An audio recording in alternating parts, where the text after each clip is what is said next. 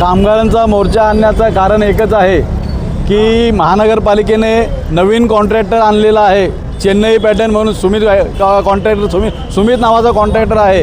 ह्या 23 तारखेला 200 कामगार घरी बसवलेले आहेत।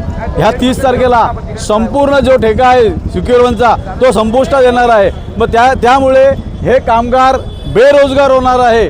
हे मी कोर्टात गेलो होतो, कोर्टातून ऑर्डर आणलेली आहे की ठेकेदार कोणीही असला तरी कामगार हे जुने असणार आहे।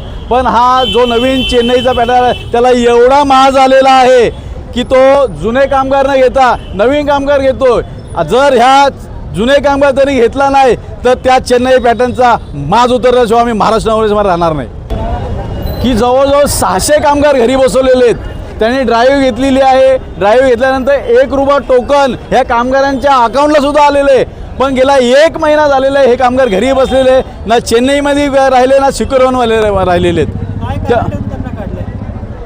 की त्यांनी जो नवीन कॉन्ट्रॅक्टर दिलेला आहे महापालिकेने चेन्नईला दिलेलं आहे, त्यांनी 5-7 प्रभाग क्षेत्र घेतलेले आहे। ड प्रभाग क्षेत्र चालू आहे, ड प्रभाग क्षेत्राचे काही कामगार घरी बसलेले आहेत, त्याच्यामुळे 4G घेतलेले आहे, 4G घरी बसलेले आहे। अशा येत्या 30 तारखेला संपूर्ण जो शुक्रांचा ठेका संपुष्टात येणार आहे, त्यामुळे सगळे माझे कामगार बेघर होणार आहेत। आता आपण बघितलं की गेल्या महिन्याभरापासून 7 वॉर्डसाठी आपण सुमित एल्को प्लास्ट या कंपनीला आपण ठेका दिलेला आहे।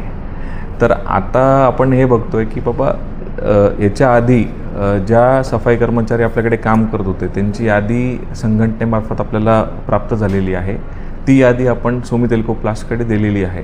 तर सुमित एल्को प्लास्ट त्यांच्या क्रायटेरियानुसार सफाई कर्मचाऱ्यांना त्यांना जसं वाटेल जसे वॉर्ड्स टेकओव्हर होतात त्या हिशोबाने ते त्यांना काम देतात आहे। तर ही जी ह्युमन रिसोर्स पॉलिसी आहे, या ह्युमन रिसोर्स पॉलिसीबद्दल आपण त्यांच्याशी चर्चा करू। निवेदनं जी आलेली आहेत, निवेदन प्लस सुमित एल्को प्लास्ट, आम्ही बसून याच्यावर एक चर्चा करून कसं ह्युमनली आपल्या सफाई कर्मचाऱ्यांना या संपूर्ण प्रोजेक्टमध्ये टेक ओव्हर करता येईल याबाबत आम्ही पुढील कारवाई करूया।